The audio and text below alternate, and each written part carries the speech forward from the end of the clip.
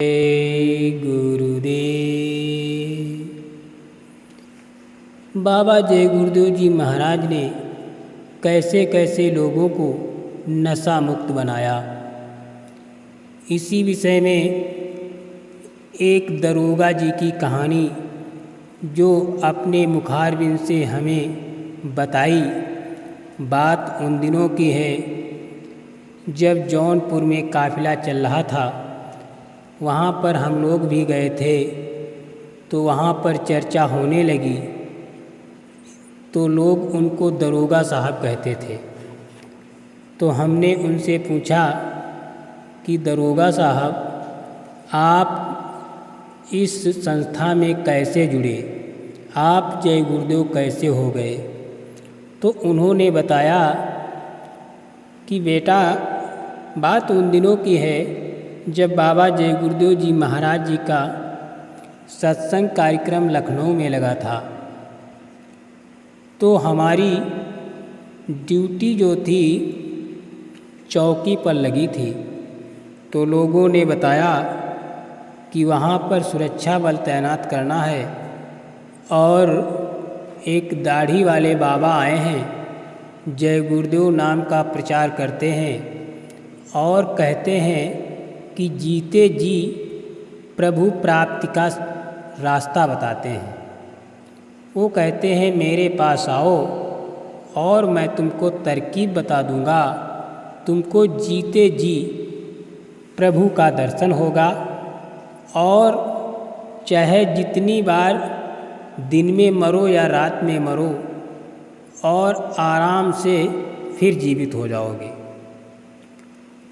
तो हमारे मन में इस विषय में एक जिज्ञासा उत्पन्न हुई, क्यों न ऐसा हम तरकीब ले लें कि मंदिर और मस्जिद न जाना पड़े, ऐसे ही तरकीब से हमको भगवान के दर्शन हो जाएं, इससे अच्छा क्या होगा।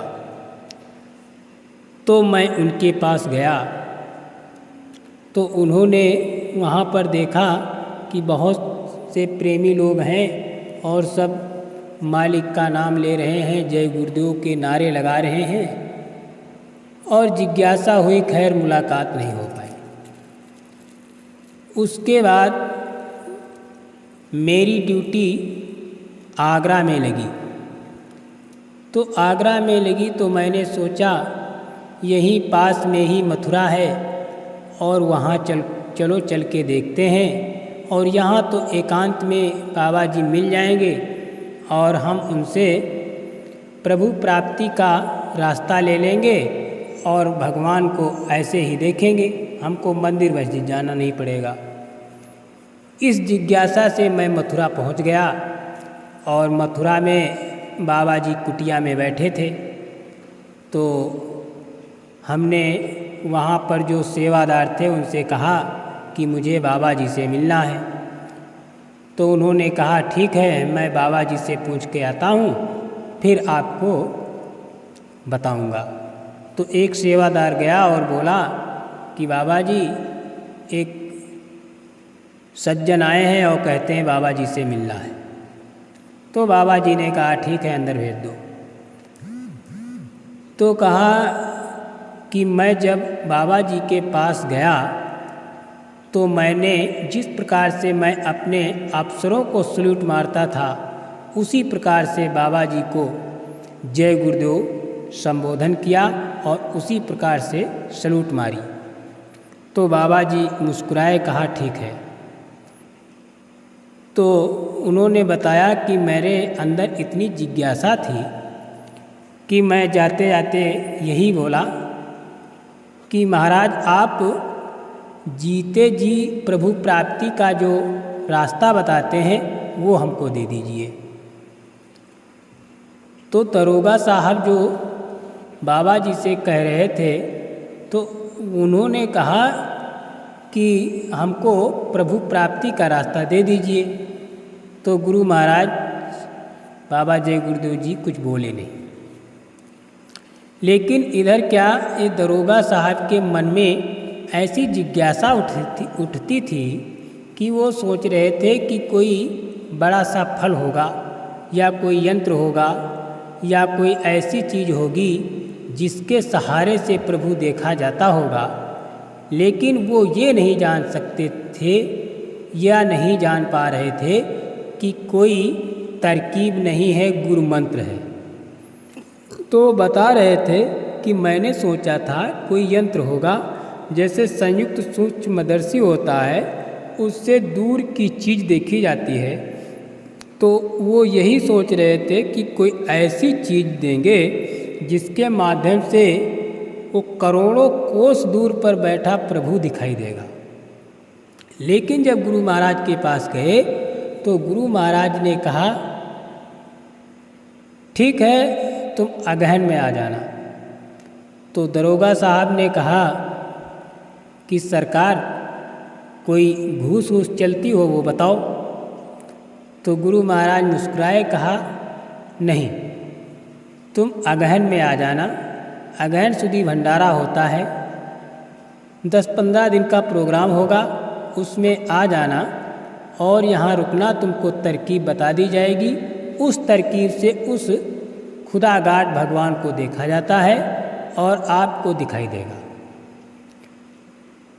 तो गुरु महाराज तो अंतर्यामी थे, तो उन्होंने कहा, गुरु महाराज ने दरोगा साहब से कहा कि ऐसा है, खाना खा के जाना, भोजन भंडारे में ले लेना और खा के जाना। और इधर दरोगा साहब के भी भूख लगी थी, तो वो सोच रहे थे कि कहीं भोजन मिल जाए।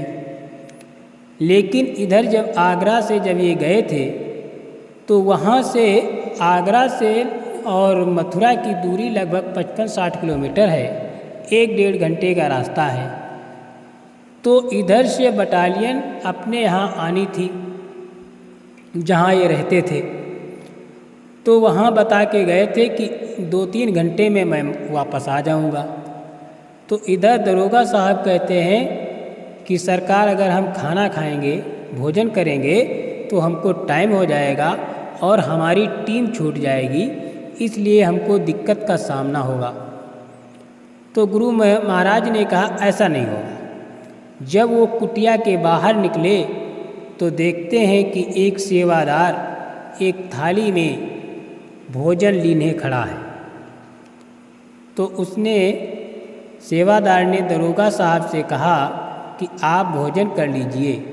तो दरोगा साहब ने कहा, भीड़ है, हम नहीं जाएंगे। कहा, अरे वहाँ जाने की ज़रूरत नहीं है। तो दरोगा साहब बताते हैं कि जब सेवादार के हाथों से मैंने भोजन लिया और खाया तो हमका इतना आनंद आया कि जीवन में ऐसा कहीं भोजन हमको प्राप्त ही नहीं हुआ। 2-4 रोटी खाई, चावल खाया और दाल सब्जी ये सब था। और उन्होंने बताया कि सब्जी में सभी प्रकार की सब्जियां मिक्स थी। तो देखने में तो अच्छा नहीं लग रहा था, लेकिन जब उसको मैं खाने लगा तो इतना स्वाद कहीं किसी व्यंजन में है ही नहीं, उनको ऐसा प्रतीत हुआ।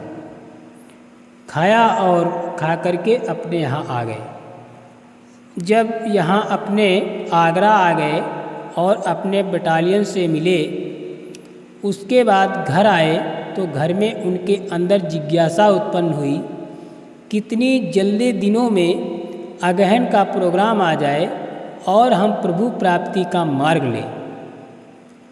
जब अगहन का भंडारा आया और सत्संग का कार्यक्रम मथुरा में आयोजन हुआ, उस समय ये गए और वहाँ गुरु महाराज ने इनको नामदान दिया।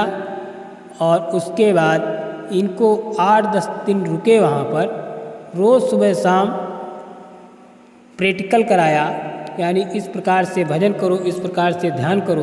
तो ये करने लगे और उसके बाद इन्होंने जीवन भर नेकी और ईमानदारी का काम किया। उसके बाद ये रिटायरमेंट हो गए और अब भी संगत की सेवा कर रहे हैं और जितने भी प्रोग्राम होते हैं कोई भी मिस नहीं करते हैं। वो बताते हैं कि मैं गुरु के प्रति जरूर रोता हूँ, लेकिन परिवार के प्रति नहीं, क्योंकि गुरु के प्रति इसलिए रोता हूँ, वो सारी भावनाएं हमारी समझ गए। अरे मैंने गुरु के प्रति इसलिए रोता हूँ क्योंकि अंतर वेदना हमारी जो है समझ गए। गुरु के प्रति इसलिए रोता हूँ क्योंकि वो हमको पल पल संभाल करते हैं।